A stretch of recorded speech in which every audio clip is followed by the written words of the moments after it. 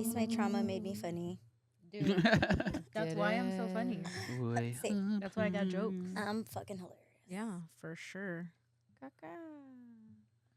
Thanks, Mom. Thanks. Wow. You Subtle call out there. never loved me. Oh, Mom. yeah. yeet. Oh my God. Yeet. Wow. Get that. Get that. Oh Crank my that. God. And, I've been waiting for somebody to do that. We should do a TikTok of that. That'd be Yes, hilarious. that would be funny. and Freaking so it Timothy Chalamet. begins. I told Carly, I was like, we should be that for Halloween. Oh my Oh, God. that would be That'd good. be hilarious. But I have to be that guy because her mom loves her. So Oh, my shit. mom doesn't. You have to be Pete Davidson. Yeah. Oh, Do you want to get like lounge Left chairs cheek, instead right of this cheek. couch? But Yeah. that'll happen later. later When we get a grant and some or sponsors. something. Something. Because A sugar daddy. All A right. sugar daddy. Oh, damn. There you go. You ready? Whatever comes first. You ready? Is everybody ready? I stay ready. All right. As she- you as she yawn. Not with that Let's face. go. Let's go.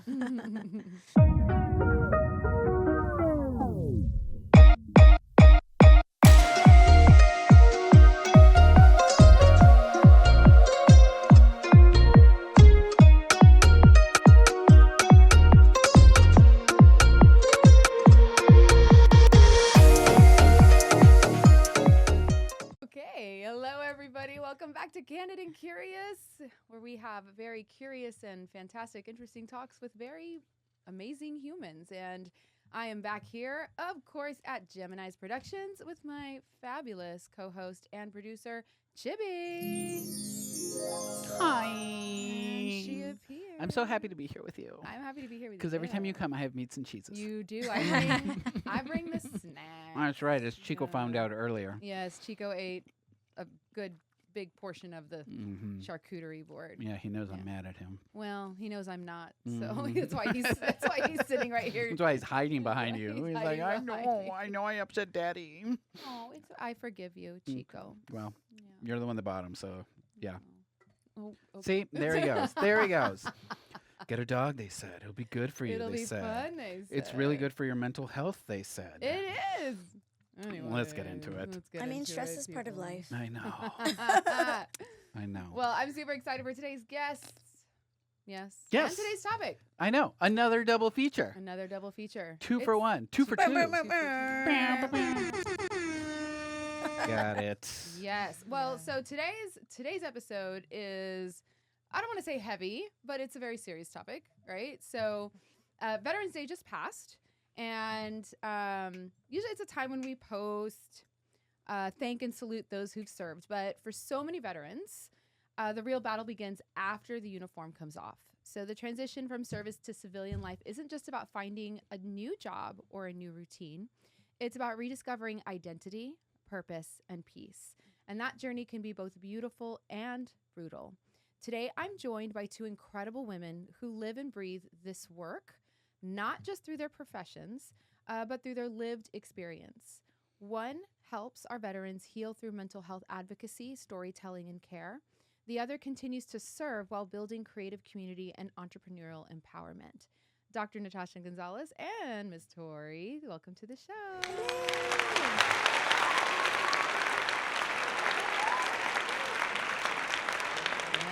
What an intro. Yes. Wait, where's my sparkle? Oh, Oh, wait. yeah. One moment. Where's the Yeah. fairy? The Thank you. fairy Fairy. sparkle. And she appears. And she appears. Hi. Hello. I'm not wearing the same outfit on a different day. We just did back to back. It's all right. Did you have this one the last time? No, literally, like we filmed right before this. I love it. Yeah. Yeah. Are But y'all ready nobody to get needs to know. candid? I mean, she just told all our secrets. I Yeah. did. So candid. Thanks a lot. Uh-huh. Well, you wouldn't let me wear your outfit from earlier. Wow. You should have to thought call you about out. that. You should have thought about that. Just like this dog should have thought about what was happening when he came in here, and He now he did. can't get out. He thought about the snacks.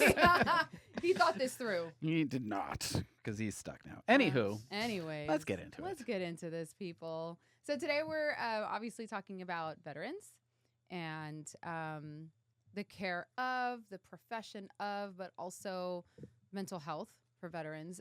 So Veterans Day, by the time this airs, Veterans Day will be just just passed. Will have happened. Will have happened. So, Tori, I know you are. It's funny because when I was talking to Natasha, she had said, I was like, oh, yeah, like Tori's a veteran. She's like, yeah, but she's also currently. So you're both. Mm-hmm. Explain, please. So I have a DD 214, which means I got out at one point and then I came back in. Okay. What? So you can actually still be in the reserves, even having served active duty. Okay. Did not know that. Yeah.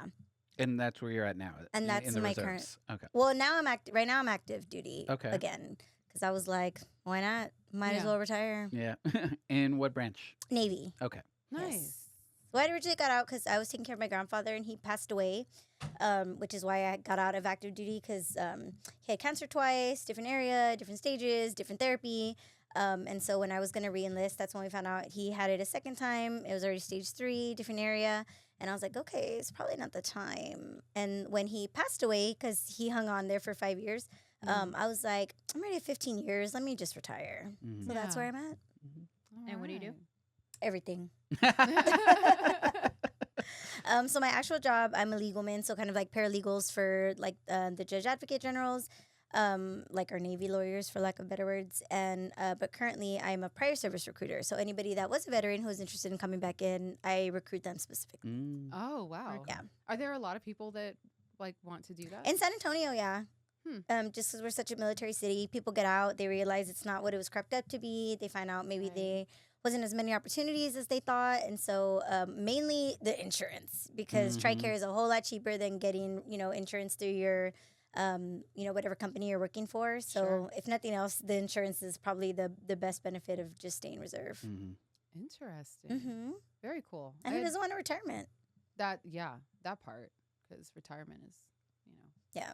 Mm-hmm. I don't want to work till I'm 70. no, Right? no, thank you. 20 years and you're out. Exactly. I'm like, dear God, let me do this. Yeah. Yeah. Well, having gone through all those phases, right? You were active duty, you went reserve, you're back. Throughout your kind of like time in the service, like what stands out to you the most about it? Probably the people. It's been very interesting meeting military people. Oh, yeah? Yes, to say the least. You meet the most random people that you never would have met, having been in your own little circle. I have friends anywhere. I can go visit any coast, anywhere, and have a friend that's there. And I think that's the coolest thing. You meet people that, like I said, you never would have interacted with in your normal everyday life.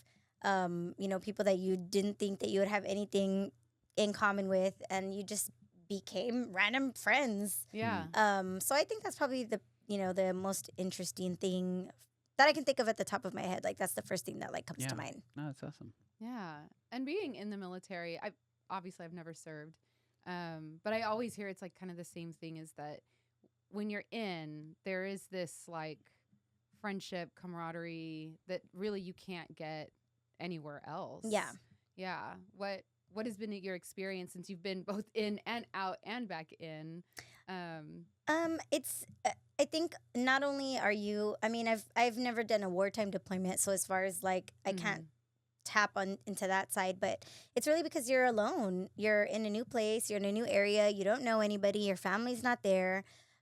So you're just kind of depending on these people to be your whole world almost. It's it's not even a job. It's genuinely like a lifestyle. Like the people that you work with or who you hang out with or who you explore a new city with or who, you do work trips with, who you see every day. They're who become your family during holidays. So that way you guys aren't alone. So that way, you have somebody to spend the time with. And it is a different bond because you just don't have anybody else. Right. It's literally whoever you meet there is who you kind of engulf yourself with. Mm-hmm. Yeah. And today's episode, we want to talk about veteran mental health. And from what I've heard, that is a huge part, is because when you're in, you do develop what you just described. But then once you're out, it's what do you do? what do you do? Yeah. Yeah.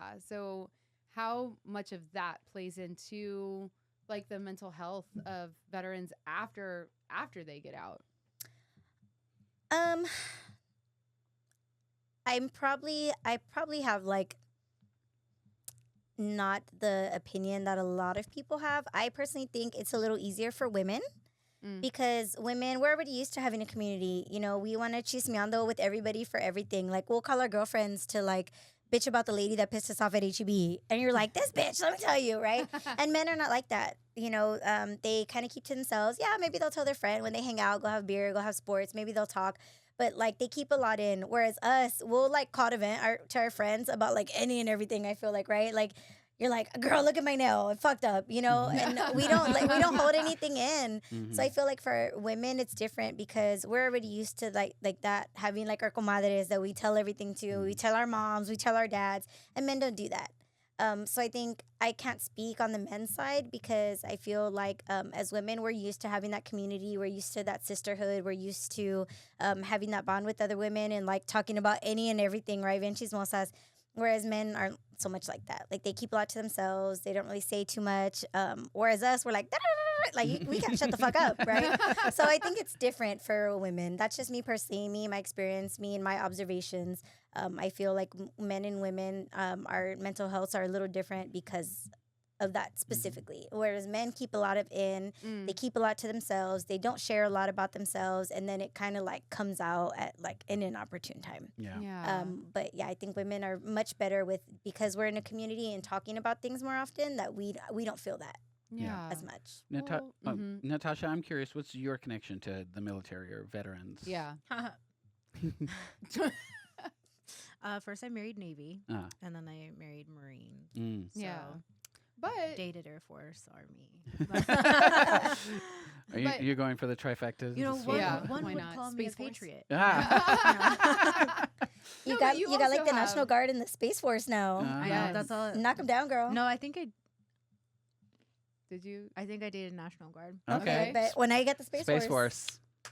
I Mine- can't I anymore. got a few couple recruiting stations Oh my I can go God. to. But you have other connections to the military. I mean, besides being connected as, you know, a former Matrimony. spouse, right? Mhm. You also are a therapist, and you discuss this at length. Yeah, that, and then my mom was also military. Yeah. My dad, who I don't know, but I know he was military. Yeah. Mhm. Yeah, so it's always been a part of my life. Mm-hmm. But yes, yeah, I'm being on the therapy side of it. So I'm not like a certified therapist, like with specifically like military, right? It's anybody, everybody. Mm-hmm. Because I'm board certified for lifespan, so Yeah. adolescents to, or well, children to adults. So. But Mhm. you write. You Mhm. you are a contributing writer specifically for veterans' mental health. For veteran essay Mhm. magazine, yes. Mhm. Uh-huh. Yeah. So I guess to kind of expand what we were talking about with Tori, like what do you see in that space when, like, is that like a common theme, like, or something like a common denominator where it's like, hey, like I was in and now I'm out and now I don't know what to do. Yeah, yeah. Like almost every veteran I know is like, fuck, like, okay, I'm out Mm-hmm. or I got out, and then, they feel this sense of loss as far as their purpose Mm. because nobody's telling them where to be, like what time to be. Like they don't have like, PT or what. That regime is just gone.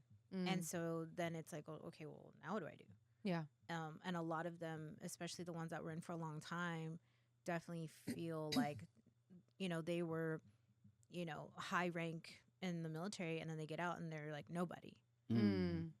So then there's that. It's almost like a sense of like mourning, Yeah. right? Gotcha. Because they are. I mean, that's no longer their life. Yeah. Right. I like the way you put it, the idea of loss, right? Mhm. And I think it's easy for us to think of like military and veterans as experiencing loss in like active duty combat Right. and, like fellow, friends that you're fighting alongside with and things like that. But the idea of like, for some people, this is all they've ever known, right? A lot of people enlist right after high school, Mhm. right? And that's all they've known their entire adult life. And to take them out of that can be very much a shock. And it is a grief process of Yeah. losing a part of yourself.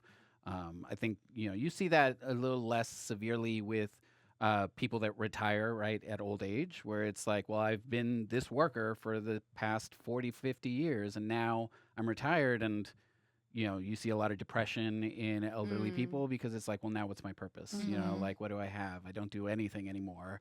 I don't see the people I used to see every day. But this, because a lot of military people retire early because it's only 20 years, Right. happens at a much younger stage in life. Right. And there's actually a local resource, Laurel Ridge, and they have a separate area specifically for active duty and for veterans, Mhm. but for military members. And it goes back to like MST, to the transition period, to PTSD, right, which is related to whatever Mhm. the case is. Right. So that's very interesting to see. We toured that recently. That's pretty heavy. They have a room, and it's like their war room, and so that's where the paintings or art are all, and it's all four walls are covered in art, and so they have this moment or this time in their therapy where, because it's inpatient, and where they say leave it, like leave it on the canvas, Mm. whatever it is that was ailing you, or a heavy burden on you, it stays here. Mhm. And but looking around the room and looking at these paintings and this poetry, and it's really heavy Yeah. to Yeah. see like what they're feeling and thinking, Mhm. and things that they've been through. So Did you feel like that sense of loss when you first got out, right? Like, obviously, you got out because you had something else that you needed to focus on, right? Right. So there wasn't an absence. But that idea of like, this was a part of myself that I no longer have. No, because I worked at a civilian. I worked as a civilian on base. She So never I left. did the same job, but just in regular clothes instead of Yeah. my uniform. Instead of, Yeah. yeah. Mm. I'm like, so I don't know. That's a very good question. I've always been a very outgoing person. I've always had a lot of friends. I could talk to the walls if they would talk back, honestly. Yeah. And I've always been very social, where I always want to do activities. I always want to try new things. I always want to like be in the streets. So I don't know. I think maybe I have a different sight on things. But Yeah. yeah, I never left. I literally and Yeah. I worked in the exact same position that I was in, because when I got out, my grandpa was sick when I got out, and my commanding officer at the time was like, "Hey, we have this open civilian position if you want to take it." So I Yeah. was like, "Psh, why wouldn't I?" Mhm.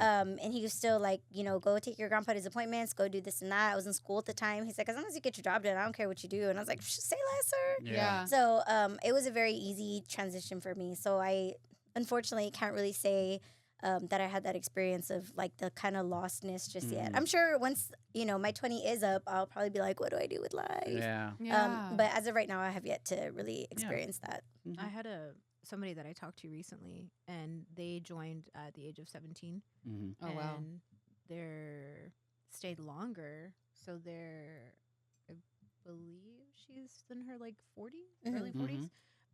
And she literally was like, I don't know what to do. Yeah. I don't know what to do with my life. I don't know what to do like with my hands, like, Right. and she just can't even think about like a schedule or a job or Mm. anything. And so she told me that she had gone inpatient 2 or 3 times, Mhm. and she's not even out yet. She's Mm. in the process of transitioning out. Yeah. Oh, wow. Yeah. And so she's like, I don't know what to do. Like, she's literally losing herself. And Yeah. Yeah. It reminds me, like, my mind is going to this place of like, you hear these similar stories with people who have been in prison for a really long time, right? Or have been in the Mhm. system for a really Mhm. long time. Right. And suddenly they're out and they're like, well, I don't know what to do with my life. Right. I Yeah. don't know how to find a regular job, right? Right. And this sounds very, very similar, right? And so I know that there's often a correlation in people's minds between veteran mental illness and homelessness and, Yeah. being unhoused. But that's not the totality of it, right? There's quite a spectrum of what people experience. Can you talk a little bit about that? Because in your practice, like the different types of people that you help or the situations that they're in. yeah, I mean, I know we can both talk on that for sure. But yeah, there's a lot, and especially with men, right? Like she said, they don't talk about their feelings. Mm. They get Mhm. together and they drink, or they might cry because they've been drinking so much. Right. And that's when it comes out, or The tequila. right. But outside of that, I mean, women are more prone to seek help. But even then, that comes down to like the stigma of it, right? Mm-hmm. Or even down to cultural stigma, Right. of like, oh no, like you can't be on pills, that makes you crazy, or Mhm. you can't have a therapist, that makes you crazy. Like just deal with it, Right. especially like amongst like our culture, right? Like Latinas, like that's not how we were raised. Mhm. It was like you suck it up, Mm. like yeah, you're not gonna cry about it, you're not gonna bitch about it, like just do it as part of life. Yeah. And for me, I'm raising my kids differently. Like, no, cry about it, talk about Yeah. it, you Mhm. know. But that's different. But yeah, definitely like with the men and like them like not wanting to talk about it, or when they do, sometimes they don't take each other seriously and it becomes a joke. Mhm. Yeah. But again, everything I've seen so many men just like break down after like drinking And that's all kind day. of my issue with like everybody and their like suicide awareness. I roll, don't cancel me, people. But like you can talk and spread awareness all day, but are you checking on your friend? Right. Right. Are you calling them? Are you just seeing if they're okay? Yeah. You know, like men like thoughtful things too. Of course. Like, hey, bro, thought of you today. Hope everything's good. Like, it's so simple. But everyone, I feel like, especially men, like, I'm like, well, did you check on them? Well, they didn't check on me. Right. Yeah. Right. You know, like, it's so frustrating sometimes. Like, you know, sometimes, we hear all these things being in the spaces, and I'm like, okay, but like, did you check on your friend? Mhm. Did you call them? Well, they didn't call me. It works both ways, dude. Like, Yeah. and sometimes like in even a relationship, like your other partner maybe can only give you 20% this week, Yeah. and that's where you pick up the 80. And I think people don't correlate relationships as friendships like that. Like you have to put in just as much work with a friendship as you do with a relationship, right? Because it is a relationship. It is. Yeah. It is. You know, you tend to it the same way you would anything else. And I feel like that's the thing with men. Like they're like, oh, my friend died. You know, this, that, and the other. And I'm like, because I'm sure Natasha can attest to this. I dated somebody who had very bad PTSD, Mm. and I'm always like, did you go talk to somebody? Did you call a hotline? Did you do this? Did you do that? And he's like, no, I don't want to do all that. And I'm like, Yeah. so you just want to be miserable? Mhm. Okay. Yeah. I don't know what I can do for you at that point. Like, I Mm. love you. I want what's best for you. But like, you can only take a horse to water, man. I can't, like, I could probably even sink your head under the water in the Tempe to drink it. But if you're going to drown yourself, Yeah. I grew up in a tough love house. If Yeah. you guys couldn't tell. Well, and I think too, when it comes to like the perception of it, right? For some of these people, they are high-ranking officials, right? Generals or whatever, right? You think that these are people that have their lives together, right? Especially if they've been in the military for a long time, Right. and but to put them in a completely new world, right? They don't know without the support systems that were built in, right? Because Yeah. obviously in the military, there's a lot of support systems built into the structure of it. I would assume. Yeah, and Because there you're in is. high stress situations, right? And we genuinely do have a lot of Yeah. resources. Like, I hate when people are like, oh, veterans don't have enough. We do. We have so many resources. It's just a matter of them getting used. Mhm. So, I mean, yes, but the system does not make it easy. Nothing's easy though. Yeah, but Like you have to it's- fight for You- your own and I just think that you have to genuinely, like, you can't be like, all right, you want to give me pills? I'm not coming back. You know, like, have you sought therapy? Have you called anybody? Like, there's the thing you learn in the military is no is never your final answer. Mm. Mhm. I think I mean, I understand what you're saying. And I think working in the homeless space, what we have seen a lot, working specifically with veterans who are experiencing homelessness, is that there also almost needs to be an advocate with them the whole step of the way, because how the system reacts to just the veteran is a completely different way than how they react to the advocate, the caseworker. Suddenly, oh, this thing is available. I'm so sorry, when the caseworker is calling. And so I've seen it firsthand through, just the veterans that are experiencing homelessness, how difficult it is to get the benefits that they do qualify for. Mhm. But there's so much red tape. And then on top of that, I know Natasha can speak to this, is the trauma. There's trauma, whether it be from the military or just from general, childhood experiences, all the things that go along with that. Mhm. It's not, I mean, I get it, right? Like, you have to be able to advocate for yourself. But when you're in a space where you're homeless, you're sick, there's all kinds of things that are happening, it's not, it's so hard. And I think that's what frustrates me sometimes is that you see these people who need the help and who want the help. They want it. They genuinely want it. But there's so much red tape. And that's why caseworkers are so, so important. But yeah, like the help is there, but it's not like it's easy to come by. That's true, but I don't think that's everybody. I don't think that's the majority. Mm. For me, I think it's like where do you start? Yeah. Right? Because from my understanding, the transition period is not, it is like the untouched area, right? Like they give, I'm sure, resources or there's something, but it's like not enough. And that's what I've heard from veterans is like it was minimal. It was like bullshit. Like I wanted more, and some people might not want more. They might like, I'll figure it out on my own. I got it. And then there's the people that need it. So I think maybe, and again, this is just from, I don't know this, I was never in the military, but from what I'm hearing, is that they just want more help in that transition period. Yeah. Whether that be financial or educational or whatever. I don't know. Well, I think both of you hit on this point of like, men are not very good about talking about their feelings. Right. Right. And there's a lot of, trauma that people experience. And often that leads to a kind of self-medicating, right? Which can then Coping, morph into addiction and things like that. And so to your point, if people don't speak up about what it is that they need, right, then they can't get the help that they want ultimately, even if they're not like openly being like, I need help with this, right? Like they can't identify the problem. And that's where I think what you're saying in terms of having a caseworker being able to objectively look at things and be like, oh, okay, well, here are some steps that we can take, right? Right. So from what I'm hearing is that it is kind of like a collective thing of like the resources that you get while you're in the military, while you're transitioning, once you get out. These are all very different phases, right? That require different assistance, right? In order for people to be able to thrive, right?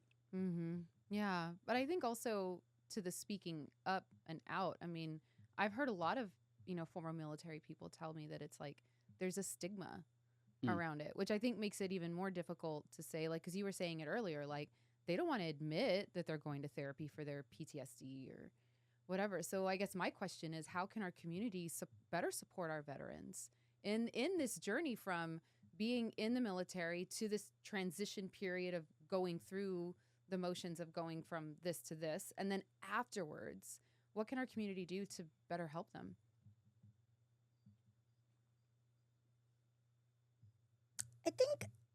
I think in my opinion, I think the community does a pretty good job with veterans, especially here in San Antonio.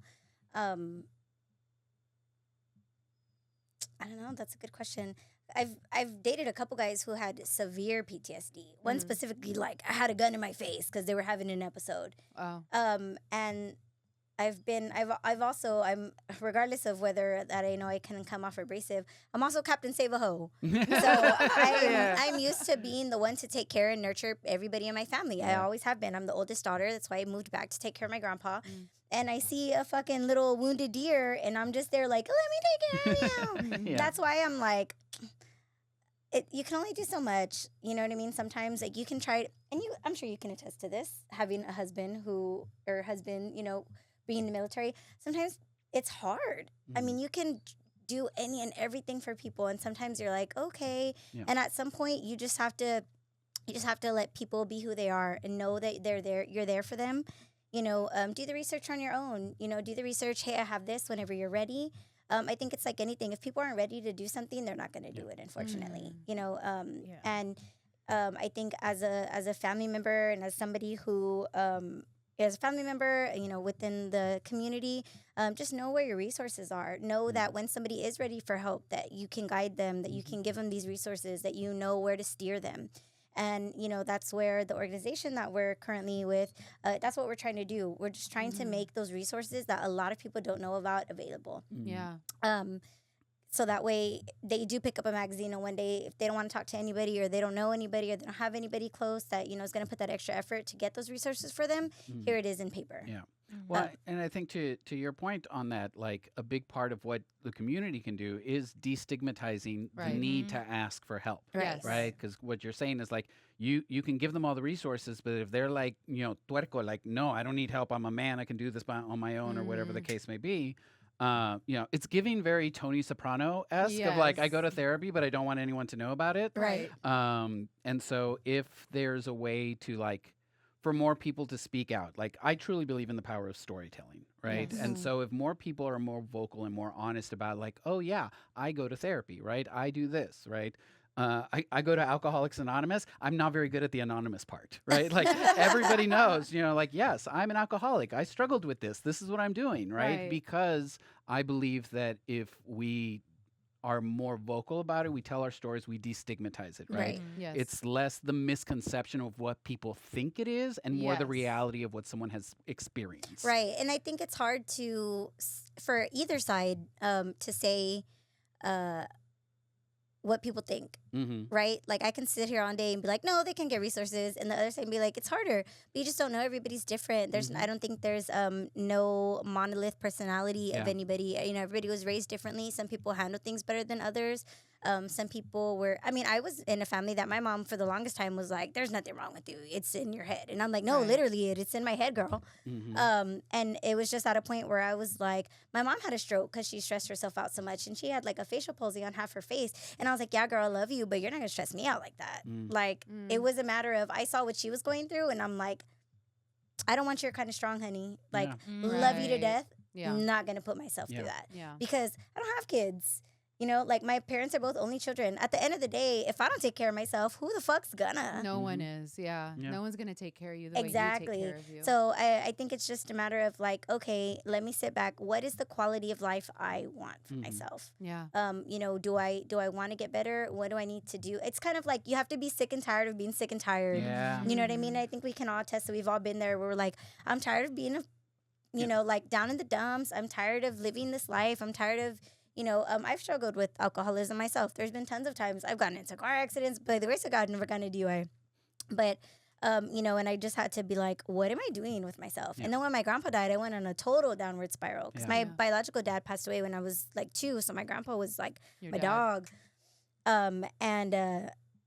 It's just a matter. You just have to like wake up and be like, is this a life I want for myself? Yeah. Right. And Well, and- the saying is, nothing will change until the pain of staying the same is worse than the pain of Of making a cha- change. yeah, change, 1,000%. And so once it gets to that point, you're like, okay, it is easier to make a change than to stay in the rut that I currently am.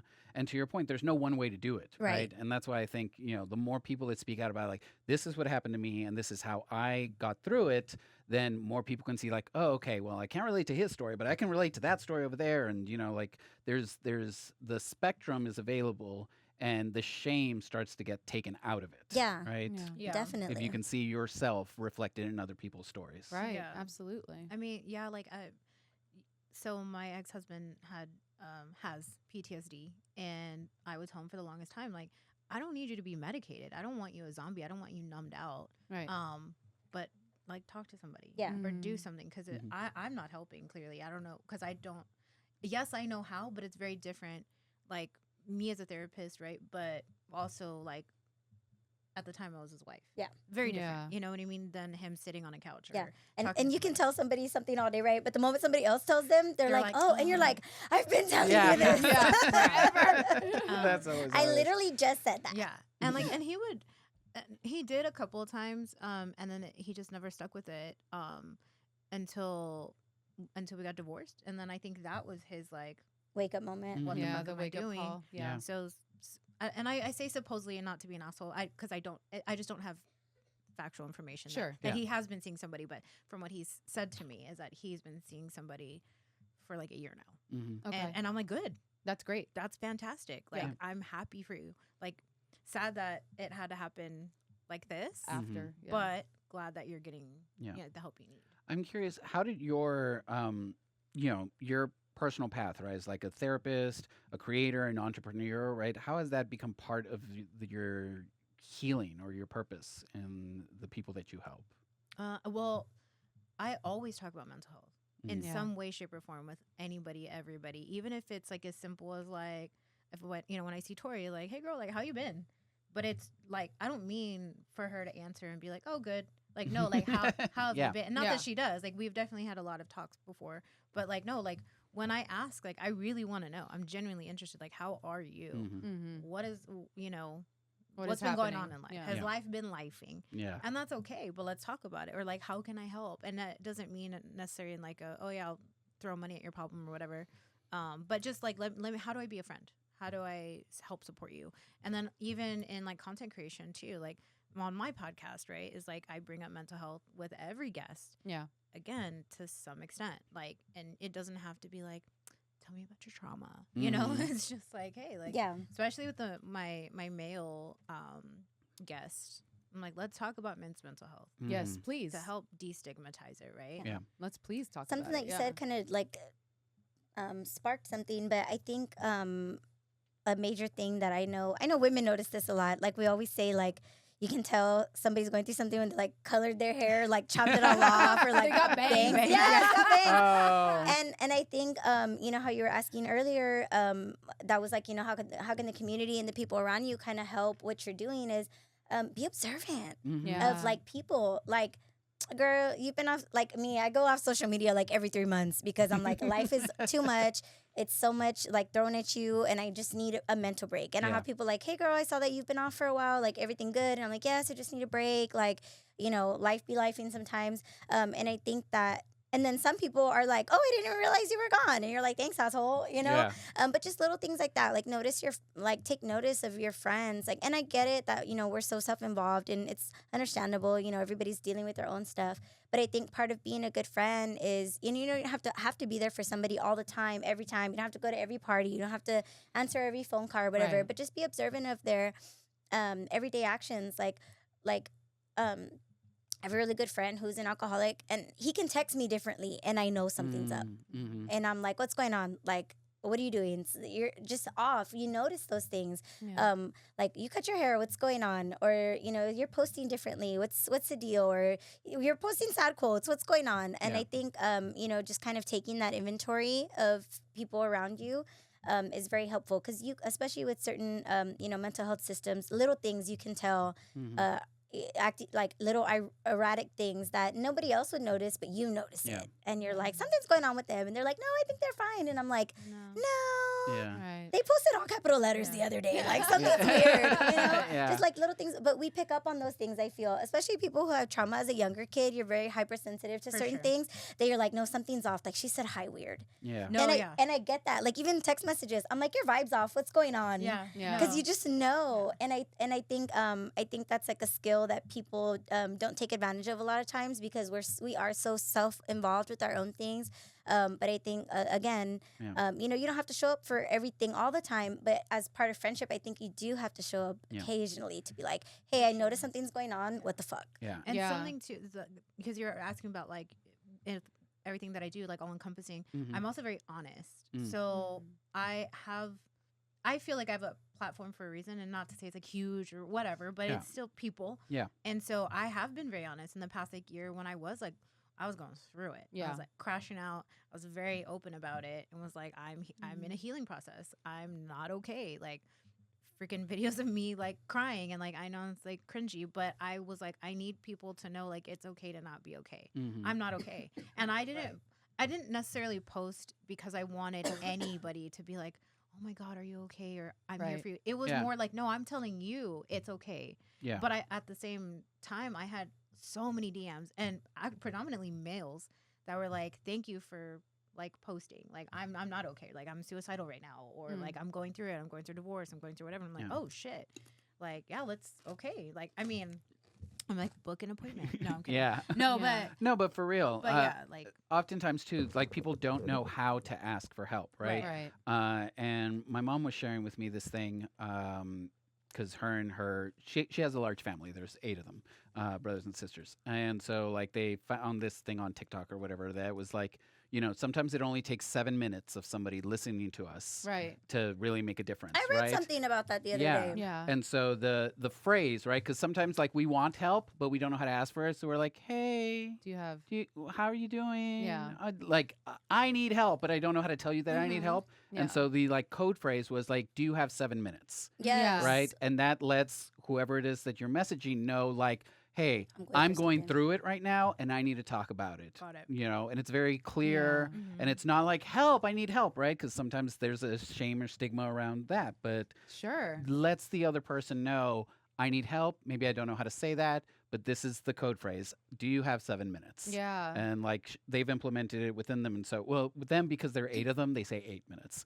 Well, but I think it is 8 minutes because that quote that you're talking about comes from speaker Simon Sinek. Mhm. I've seen it and I've seen him talk about it because his whole thing is we're friends and yes, I'm going to share with you in the happy times, but how dare you not share with me your saddest times? Right. Mhm. Because that should be the time that you and I are like, he calls it sitting in the mud. Yeah. But yeah, it's the 8-minute thing. Like, Yeah.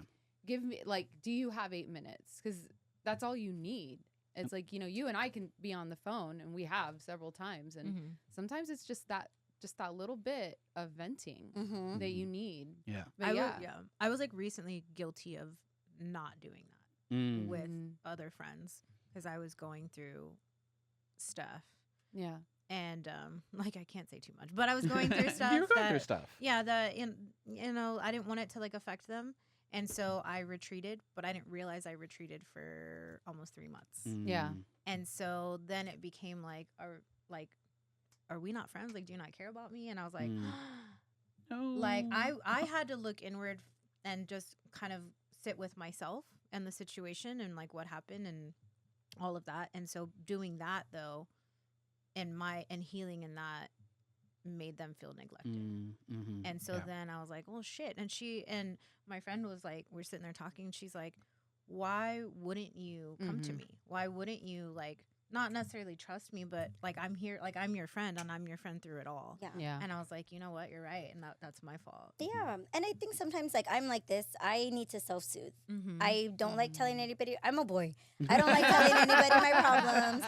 I want to just go through it myself. I withdraw. Like, and I'll tell my friends, like, I'm just going through something right now. Like, I have a habit of not answering my phone. Mhm. Like, you can call, like, my best friends called me, like, all day. And I'm like, today's just not the day, friend. Like, Yeah. I feel like I let people know, like, hey, I don't know what it is I'm going through. I'm going through something. I'll call you when I'm feeling better.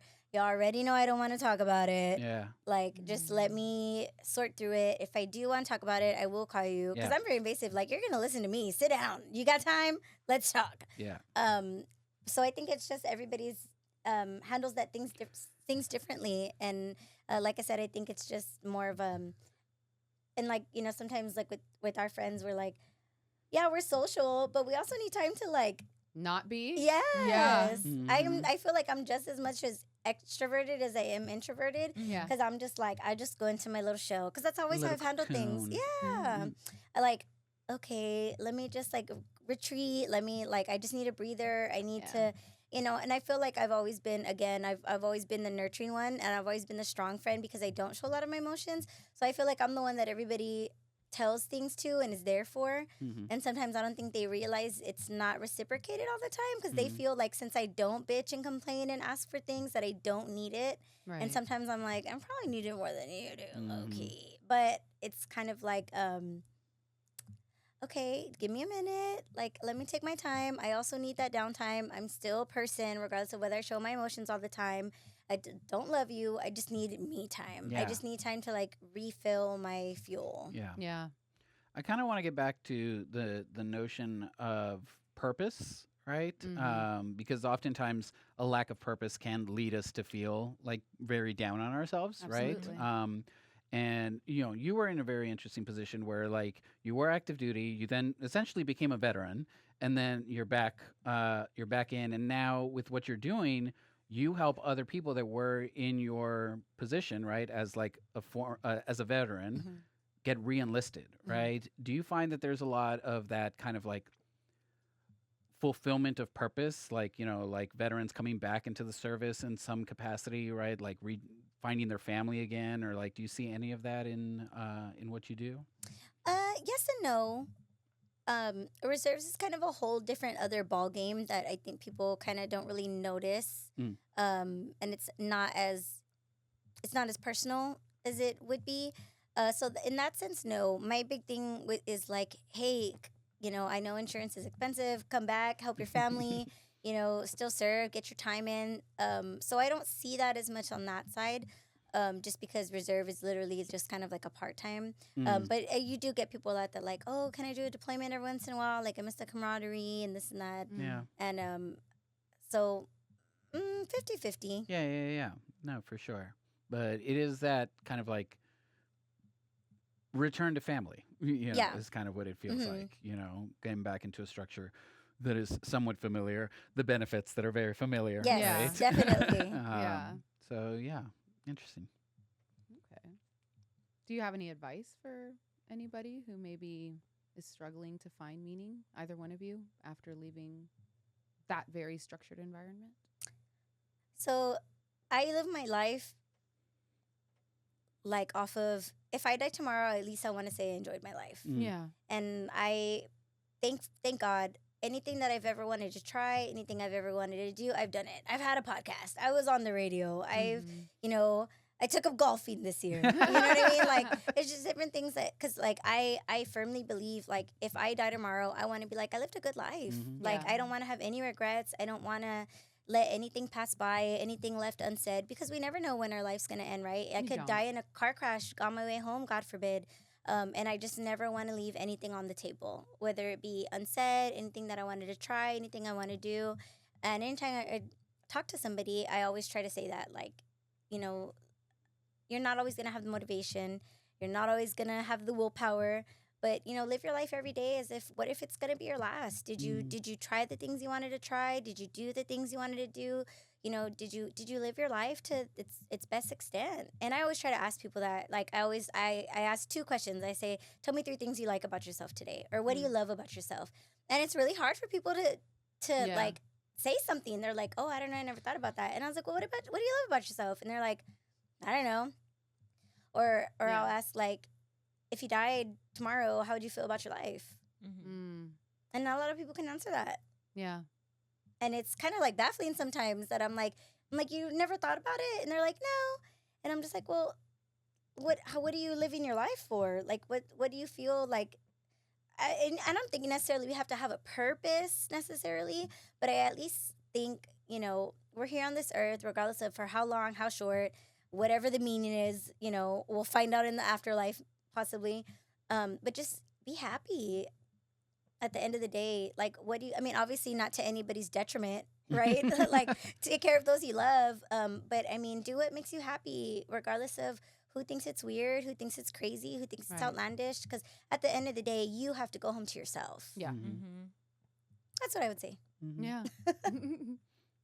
I mean, basically same. Yeah. honestly, Ditto. That's it. Yeah. No, I mean that's what like changed or started my change, my personal growth and change was like, if I were to die tomorrow, Right. am I proud of the person that I am Mhm. and what I'm putting out into the world? Mm. And at the time, I wasn't fully, and so I'm like, okay, well then, how do I change it? Yeah. And then just doing a lot of Yeah. but a lot of people aren't ready for. Yeah, and the work is hard. It is It's very hard. hard It's to super realize hard. your shadow self, your inner self. Mhm. I had a lot of issues with my parents, my mom and my stepdad, my stepdad had been together forever, so I consider him dad.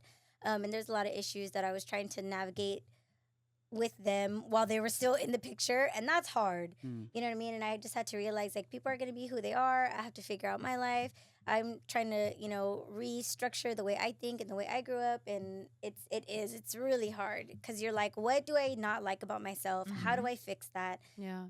What do I like about myself? How do I maintain that without changing? And it is very hard. It's definitely not easy. I think a mental health journey in general is very hard. Yeah. Especially because sometimes you don't even notice the little things about yourself. And I would say that too for a lot of people.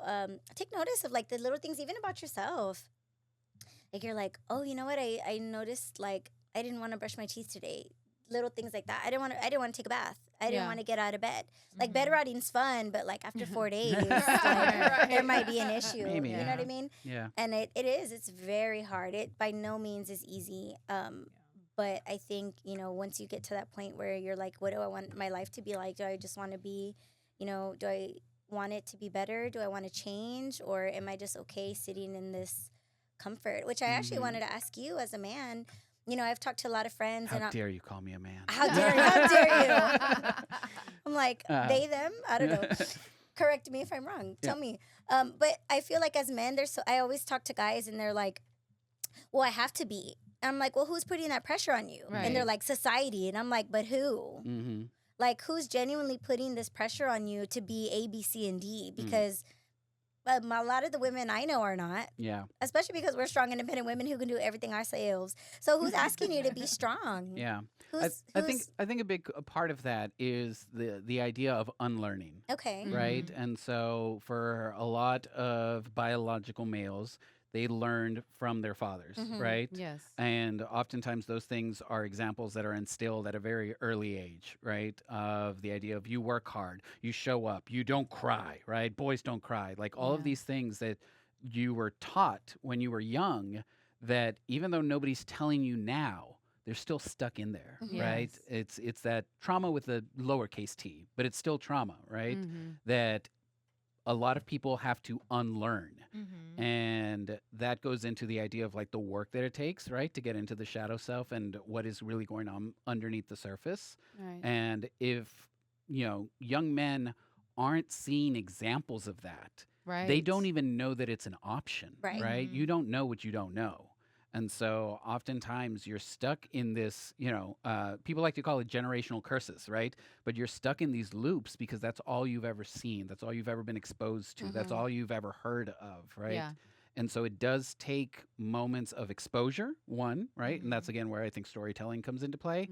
And two, the willingness to, like, nobody likes to admit that they were wrong. Right, for sure. Right? And the idea of unlearning something is admitting that something that you learned is wrong or is hurting you, right? And no longer serves you. Might have served you when you were like 8 and you were being bullied. And so you needed to stop crying in the playground because the other kids were picking on you, right? Sure. But now it's not serving you. Right. And you have to unlearn that. And similarly, a lot of times, you know, young men idolize their fathers, right?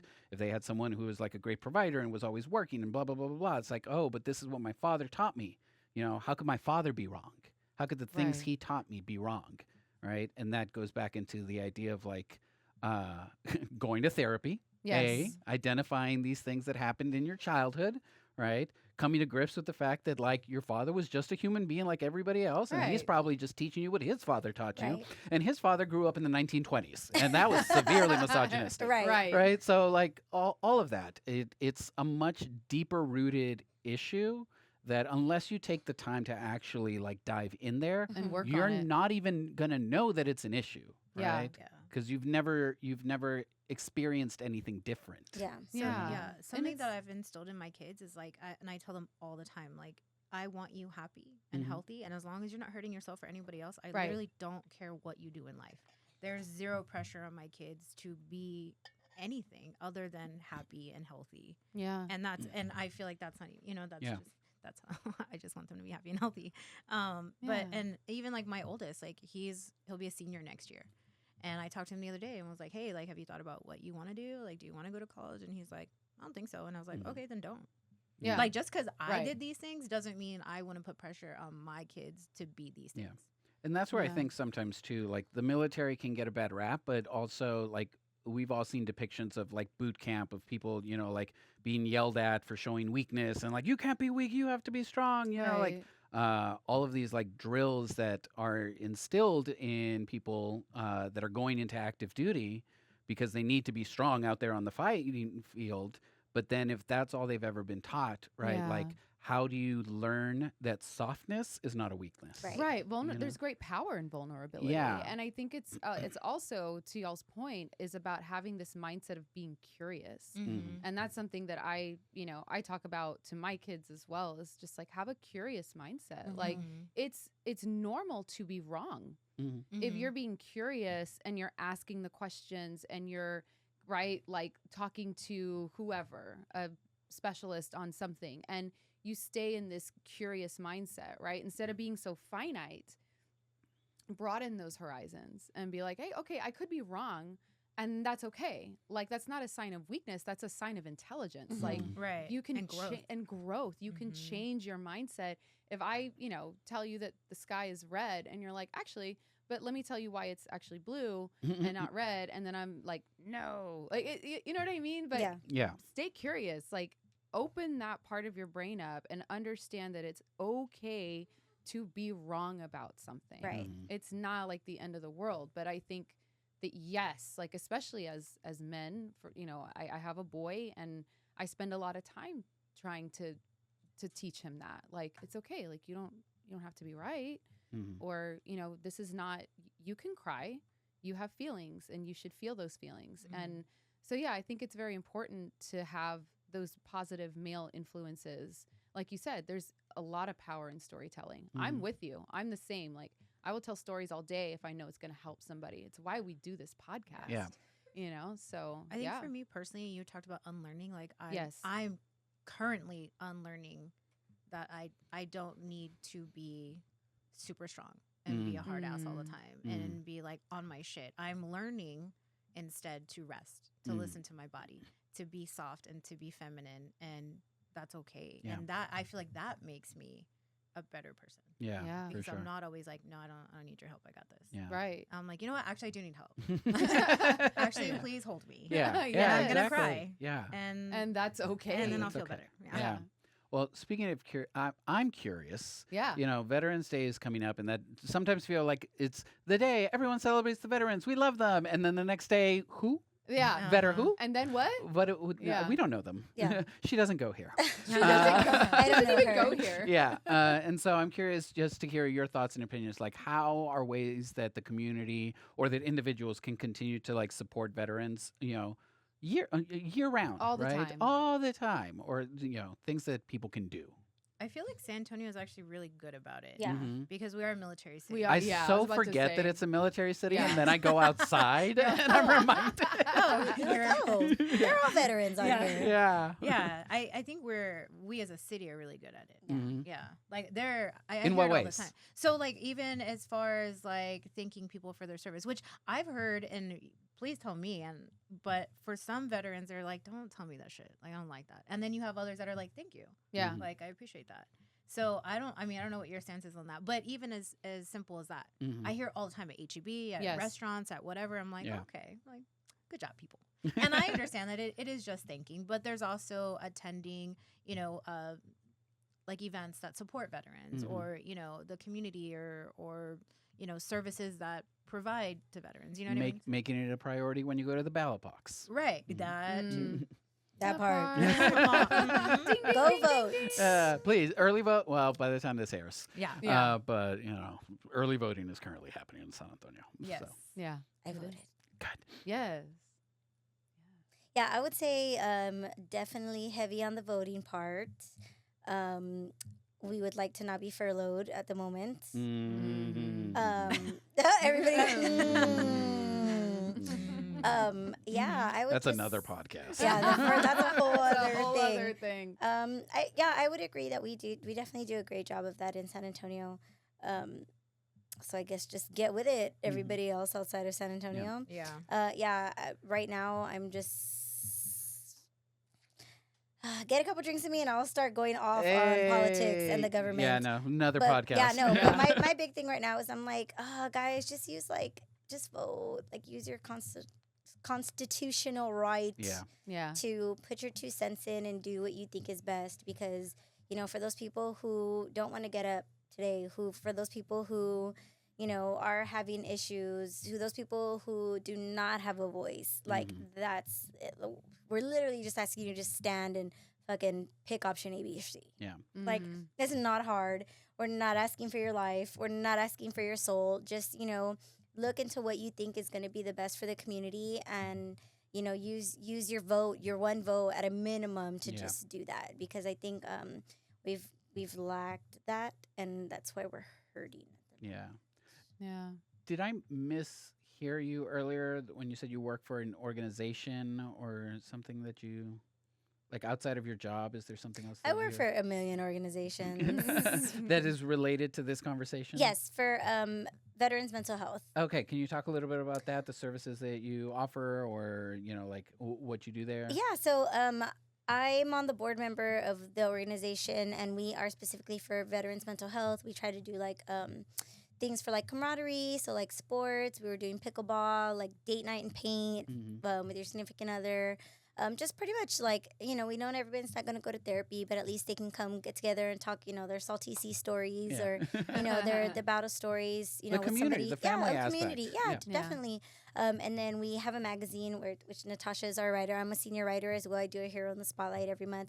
And we're just pretty much showcasing local veterans who are, doing stuff in the community, be it, entrepreneurship, just bringing awareness to whatever they're doing. If they have an organization, whatever resources that we know, we try to put those out, let people know where the veteran-owned businesses are so that way they can support those. There you go. And just pretty much any and everything. Like, here's where your vets are.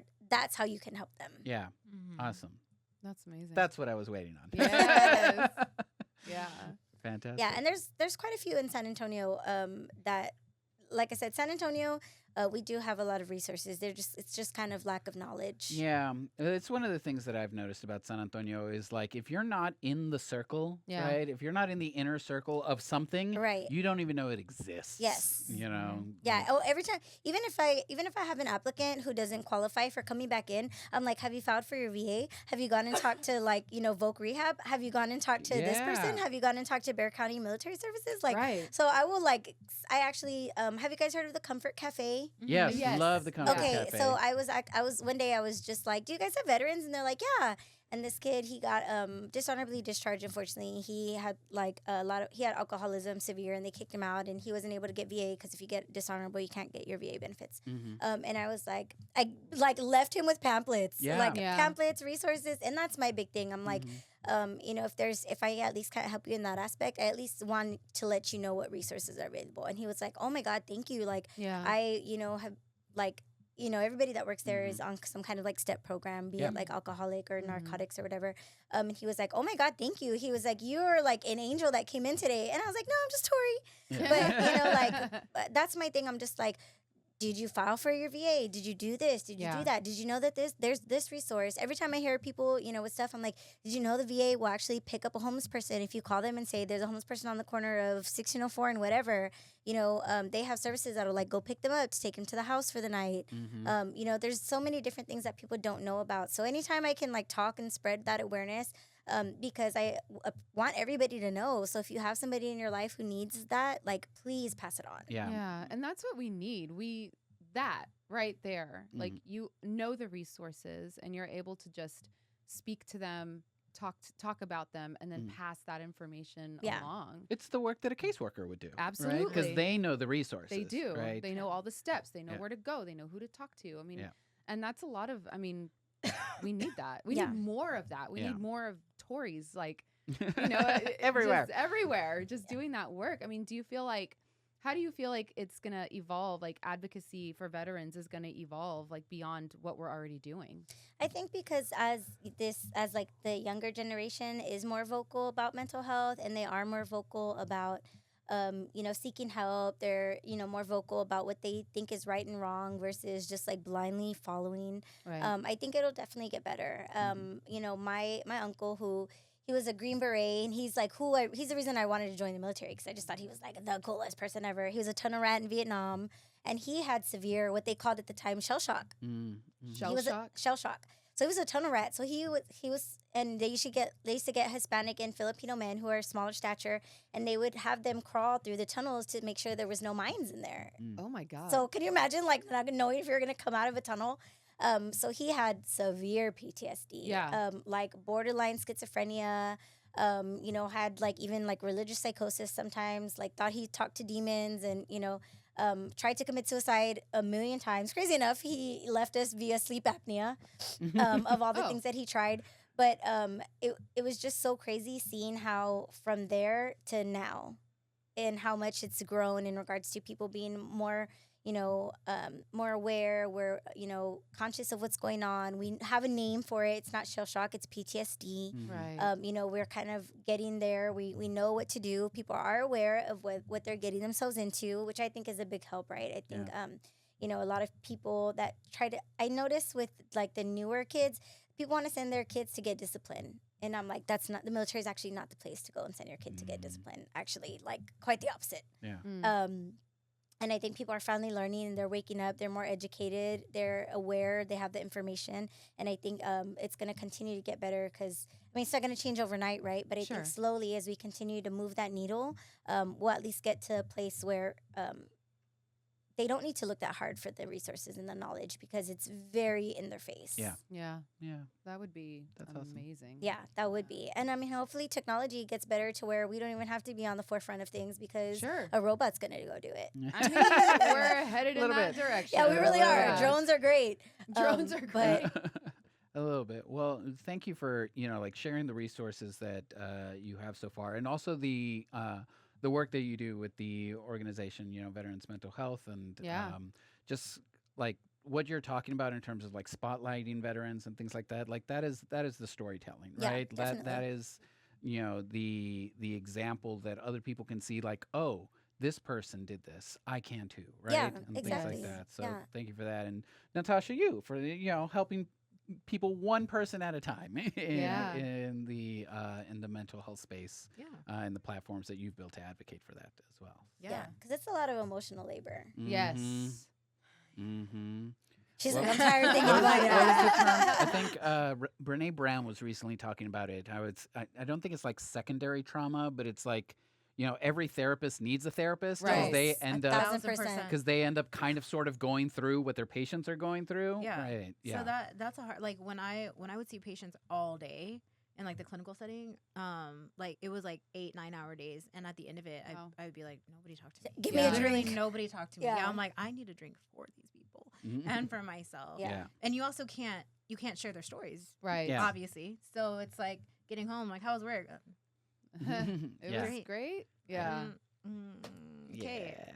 And then like Wow. having your partner, kids that want to talk and all that, and I'm like, You're like, I was like, can't. I gotta find it. Hold Yeah. on. Yeah. Yeah, Mm-hmm. that's the hard part. Yeah. Well, thank you for your services, yeah. both of you. well, thank you for having us and spotlighting it. I think this kind of stuff is, in addition to what the community, how they can assist, is just putting it out there. So at least if somebody hears it, they're like, oh, let me look up this organization, and then it's like a plethora of other things that kind of fall in line with it. Yeah. Yeah. Mm-hmm. All right. Shall we get into some speed rounds? I think we should. Speed round. Oh no. Oh yes. All right. Let's do speed round. Kick us off. All right. If you could leave one message for every veteran and one for every civilian, what would they be? A message? Mm-hmm. Probably what I said earlier is just to live life as if you might not be here tomorrow. Good one. Ditto. I really like that. No, but Yeah, she took it yes, like she said yes, everything. but also And- within reason, right? Like I'm all about YOLO, but Right. but safe Safely, YOLO. safe, Safe- safe, safe YOLO. YOLO. Safe YOLO. Yes. Yeah. We love Uh, safe YOLO. Speaking of safe YOLOing, what is your go-to stress reliever? Yeah. Probably drinking. Oh my gosh, gosh. the best. Wow. Not Your the girl loves a best. twisted tea. Oh my god. I know. Twisted Tea, what's up? Sponsor me.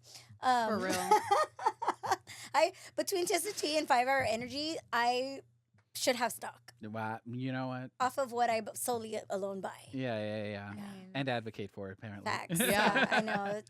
I'm all drink safely, guys. Yeah. Also, I love being social. Mhm. Like, your girl can talk, Mhm. and I just feel like anytime that I do, like the golf, when I said I started golfing, it's a girls golf group. Oh, that's fun. And I've just enjoyed it so much, just talking to people, getting to know new people, and that I feel That's 90% of golfing. It's just talking. golfing Yeah. and drinking. It's the best. No, but I just feel like for me, as somebody who is more social, that refills my cup. Like, Yeah. I love sitting here, having these conversations with people, learning new people, seeing how other people live their lives, seeing other people's point of views. And it kind of like refuels my energy, Mhm. feeding off of other people and their vibes and what their mission is. Cool. So I would say that too. yeah. what was the question? What is your go-to stress reliever? Oh. Honestly, it varies. It's whatever I feel like I need. Actually, it's just listening to my body. Mhm. And like Mhm. whatever, if it's like, pampering myself at home, Right. or if it's being outside, or Yeah. We outside. Not like that. Yeah. And also like that. Yeah. When But also literally that just being too. outside. Like Yeah. I love the sun. When it's Yes. rainy and like gray, I'm like, "Oh." No. But then when it's sunny, I'm like, Wah. And I'm the opposite. I'm with you. I love like This if whole it's rain last night. cloudy, Oh. rainy. yeah. I'm like, I'm like, Yes. "Oh." I know, Yeah. that's I how need I vitamin am. D. No pun Yes, intended. I need to be like in the sun. ain't nothing more peaceful than sitting on the back porch during a summer storm. Like, Yeah. I Sitting on love the it. beach listening to the waves is That pretty part close. in the Too much sun. sand. Are we Yeah. Too on the much same page? sand. Yes, we are. Too much sand. Well, Too you're much not thinking sand. about the sand. You're just Yeah. hearing the waves crashing, and the water's so powerful to me. I'm like scared Yeah. of it, and I honor it because. Hence the rain. Jeez, no, but like a body of water. Yeah. Imagine you're like this ship in the middle of No, nowhere. no. Yeah, It's, no. it's Absolutely terrifying not. No. and I've been and on a cruise. respecting, and it's scary, but it's beautiful at the same time. My husband likes It's to call it the powerful. big blue. the big, the yeah, big blue. the big No. unknown. Yeah, when we were out there in the middle of the ocean, just being like, "There's nothing but water." Yeah, Yes, there's that's definitely wild. there's definitely aliens in the water. Oh, yeah. totally. That's what an Obviously. octopus is. Is that Yeah. Duh. Is that what the Navy told you? What do you mean? Okay. It has That was the bones? Navy. They didn't. That's my own conclusion. All right, speed round. All right. That was not speedy. One word that defines service to you. One word that defines I read that service. earlier, and I was thinking about it, and I still cannot. Mm. That's a good one. I know. Compassion. Okay. Mhm. Yeah. I answer that. Yes. Yeah. Oh, Speed well. round, girl. Well, yeah, but I didn't serve. That's but okay. still, you But serve. just in You ser- do being in serve. You service. serve. Yeah, service. I You mean, provided a service. What kind of services you provide? Oh, you know. The matrimonial kind. Yeah. Oh my God. I don't know. Passion. Okay. Okay. That's a good one. I'll Thank take you. it. A, Yeah. a quote or mantra that keeps you grounded. These nuts. Yes. amazing. And Me and have you guys ever seen Hope Floats? Yeah. God, a long With time ago. Sandra Bullock? Yeah, that was So me, my mom, and my grandma always tell each other, "My cup runneth over," Aw. Mm-hmm. That's a good one. and I, I think like that it. can apply to a lot of things. Yeah. Honestly, something I just tell myself frequently when I'm really like upset or stressed out. I'm like, everything's gonna be fine. Everything's fine. Yeah. Everything's fine. Everything's While gonna the trash can's on fire. and No, yeah. it's fine. The dumpster's floating by on fire, and I'm Yeah. like, everything's fine. That Yeah. reminds me of like Jinx Monsoon on the first time she was on Drag Race. Water off a duck's back. Water off a duck's Yeah. back. Water off a duck's back. Yeah. It's mind over matter. Mm-hmm. Yeah. It is. Mhm. For me, it's no one's coming to save you. Yes, Oh. that's a good one. Mhm. No one's coming to save you. What's Th- yours? This too shall pass. Ah. Yes, that's a good one. And one day at a time. That, Oh, that yeah. one. Duh. Sometimes Yeah. it's like 1 minute at a time. It's- No, no, lately- for real. Lately, I'm For very real. like let them. Let them. Let yes. them. Go. Okay. Yep. We love it. We do. All right. Yours, Oh. if you All want. right. Yeah. No. Totally. Are we done? No, we're not Flour, done. corn tortilla. Oh, Damn. Corn. Always. Homemade corn though, right? Yeah. Yes. Yes, it can't be the rubbery ones at HEB. Yeah. No. Damn. Corn. HEB is not gonna sponsor you now. Yeah. That's all Oh right. no, I love HEB's butter flour. No. HEB for tortillas. president. Yes, Yeah. period. Period. Butter flour tortillas all the way. But yeah, corn. Usually. Certain HEBs do have corn. that are like Mhm. homemade. Yeah. Oh, I need to go there. I know. It depends on what HEB and what hood you go to that have Okay. different types of tortillas. Oh, Mhm. I'm down to find it. Yeah. Mm. They even have a wheat flour combination tortilla. I think I've seen those. Yeah, it's like at the fancy one off of the super ones. Yes. I don't eat wheat, so I El can't Super. do that. We do the mixta ones. Yeah, that yeah, are Oh, like yeah, corn yeah, and yeah. flour Yes, mix. yes. Yeah, best of What? both worlds. Love Yeah. it. You haven't? Yeah, they have They're like delicious. it's corn and flour tortillas. No. So it's like Why are they not on the charcuterie? they're in the fridge right now. He's like, I'm I pulling them out literally right now for I you. literally have them. Literally. Okay, wait. Delish. Reeling it back. Okay. Reeling it back. What's one misconception about veterans you'd love to end forever? One misconception, end forever, about veterans.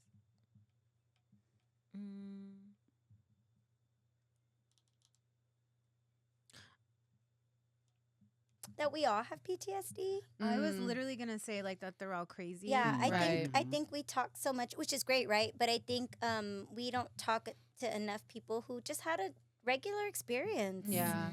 You know, which I mean, obviously we speak about PTSD and things of that. I mean, don't get me wrong. My first deployment, we had somebody hang themselves in our mechanic shop. My Jesus. second deployment, one of our chiefs had a heart attack on a gym machine while I was in the gym working my out. God. So I mean, you definitely go through things, but I wouldn't say it's normal PTSD, but just Right. not everybody has PTSD. Not everybody's going through these crazy struggles. Some of us it's just normal life things. Yeah. And I think that gets kind of lost in the mix also. Okay. Okay. And my final question: have you watched Boots?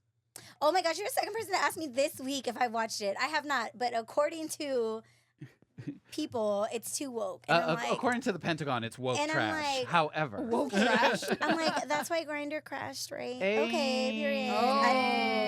Oh. we talked about that on the podcast. Tea. Not this one. T. Not this one. Yes. The Boots other. is fantastic. I'm not gonna lie. I saw the first like 2 episodes and then I fell asleep. Oh, it's fine. But yes. It's so good. So Wait, you're saying I need to watch it? Yeah. What is it? Absolutely. What is it? So it's based off of a memoir of this this man who is gay, right? But went into the military for his best friend, went into the Marines, and shoot. it's his story at being at boot camp, essentially, right? This is in the 90s. This takes place in the 90s. Where do you watch it? Netflix. Okay. It's amazing, and Alright. the Pentagon thinks it's woke trash. Ah, yes, of course. Yeah, exactly. And that's I'm like, okay, that's why Grinder crashed at Charlie Kirk's funeral. But okay, go off, I guess. Go Yes. on. Go off. Go the Republican convention too. Anyway, that's another podcast. That's a whole. Well, That's not this podcast. That's not this That's not this podcast. podcast. But yeah. no, for real.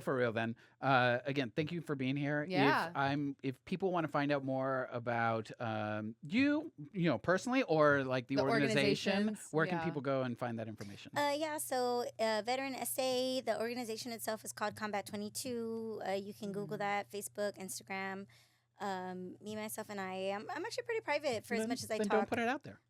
So don't look for me. Don't look for me. You can find her in these streets. Facts. You can find me in the streets. Just put a line of twisted teas and she'll come. Right? Period. If I see like Twisted Teas and 5 Hour Energies, I'm You're like, like, ooh, hell who's yeah. Candy? Yeah. If you want to find me, it's Sugar-Free Monsters in Lalo. Oh my God, all the way. Yeah. Just- there's like I a mean, box with a same, stick. same. Like, No, I would. It's both. It's literally both energy and alcohol. No, yeah, I know. I would get trapped for sure. Yeah. Oh, you totally. can kidnap me real easy. Yeah, I'd be ooh, But for real. for real. Ways I to also find take me. chips and queso. Oh. excellent choice. Yeah, so it's official Norteño 210 on everything. yeah. And yeah, 210. 210. 210. Yeah. Awesome. Yeah. Well, Cool. thank y'all for having such an insightful conversation with us and talking about, a potentially heavy subject, but I feel like we covered a lot and it was really, really, really informative. Mhm. And thank you both for what you do for our community because it's important work. Mhm. It's important work and it's just things that we need to know and hear about. So it was awesome having this conversation with you. Definitely. Thank you for having us. Yeah, of thank course. you. All right, y'all, that's the end of today's show. And please stay tuned every Wednesday for a new episode. And we will see you next time. Bye. Bye.